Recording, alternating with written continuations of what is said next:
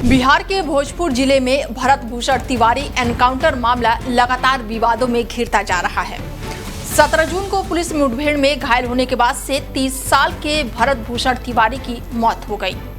Police ने पहले उसे मानसिक रूप से अस्वस्थ बताया था, लेकिन अगले ही दिन हुए एनकाउंटर ने कई सवाल खड़े कर दिए हैं। और अब इस मामले में नया मोड़ तब सामने आया है जब मृतक के पिता और भाई के खिलाफ भी एफआईआर दर्ज कर दी गई है। पुलिस इसे कानूनी कार्रवाई बता रही है, जबकि परिजन, विपक्ष और सामाजिक संगठन पूरे मामले की निष्पक्ष और उच्च स्तरीय जांच की मांग कर रहे हैं। भोजपुर के शाहपुर थाना क्षेत्र में 17 जून की सुबह हुई पुलिस कार्रवाई अब बड़े राजनीतिक और सामाजिक विवाद का मुद्दा बन चुकी है। 30 साल के भरत भूषण तिवारी को पुलिस मुठभेड़ में मौत होने के बाद से इलाके में तनाव बना हुआ है और अब उनके पिता और भाई के खिलाफ भी एफआईआर दर्ज हो गई है, जिसके बाद से विवाद और भी ज्यादा गहरा हो गया है। पुलिस के मुताबिक भरत भूषण तिवारी के पास अवैध हथियार होने और किसी अप्रिय घटना की आशंका की सूचना मिली थी और इसी सूचना के आधार पर पुलिस टीम उनके गांव पहुंची थी। पुलिस का दावा है कि कार्रवाई के दौरान भरत ने पुलिस टीम पर हमला करने की कोशिश की, जिसके बाद मुठभेड़ हुई और वो गोली लगने से गंभीर रूप से घायल हो गया।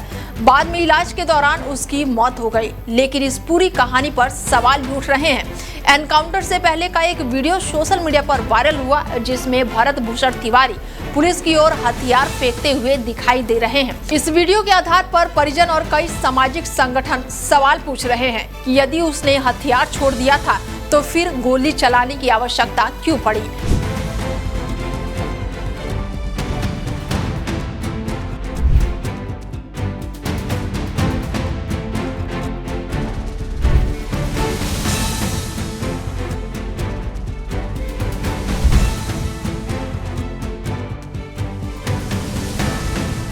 और अब इस मामले में पुलिस द्वारा दर्ज एफआईआर ने बहस को और भी तेज कर दिया है।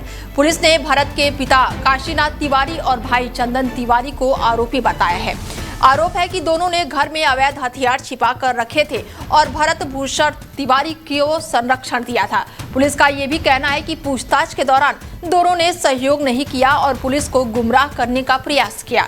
जानकारी के मुताबिक भरत के पिता चालक सिपाही के पद से सेवानिवृत्त हो चुके हैं। बेटे की मौत के बाद से परिवार पहले ही सदमे में था, लेकिन अब परिवार के 2 अन्य सदस्यों के खिलाफ दर्ज मुकदमे ने स्थानीय लोगों के बीच नई बहस छेड़ दी है। उधर एनकाउंटर के बाद हुए विरोध प्रदर्शन, सड़क जाम और हंगामे को लेकर भी अलग एफआईआर दर्ज की गई है, जिसमें 14 नामजद और 50 से अधिक अज्ञात लोगों को आरोपी बनाया गया है। एक तरफ पुलिस का दावा है कि ये उपलब्ध साक्ष्य और तथ्यों के आधार पर कानूनी कार्रवाई कर रहे हैं, तो दूसरी तरफ परिजन इसे फर्जी एनकाउंटर बता रहे हैं और न्याय की मांग कर रहे हैं। वायरल वीडियो, परिजनों के आरोप और पुलिस की कार्रवाई के बीच ये मामला अब सिर्फ एक एनकाउंटर तक नहीं, बल्कि पुलिस कार्रवाई की पारदर्शिता और जवाबदेही का भी सवाल बन गया है। अब सभी की निगाहें जांच एजेंसी और न्यायिक प्रक्रिया पर टिकी है, क्योंकि इन्हीं के जरिए ये तय होगा कि 17 जून को शाहपुर में आखिर क्या हुआ था और अब इस पूरे घटनाक्रम की सच्चाई क्या निकलकर सामने आती है। भरत भूषण तिवारी एनकाउंटर मामले में दर्ज एफआईआर, वायरल वीडियो और परिजनों के आरोपों ने कई सवाल खड़े कर दिए हैं। पुलिस अपनी कार्रवाई को सही ठहरा रही है, जबकि परिवार और विपक्ष निष्पक्ष जांच की मांग कर रहे हैं। ऐसे में जांच पूरी होने तक इस मामले पर सस्पेंस और सियासी घमासान दोनों जारी रहने की संभावना है।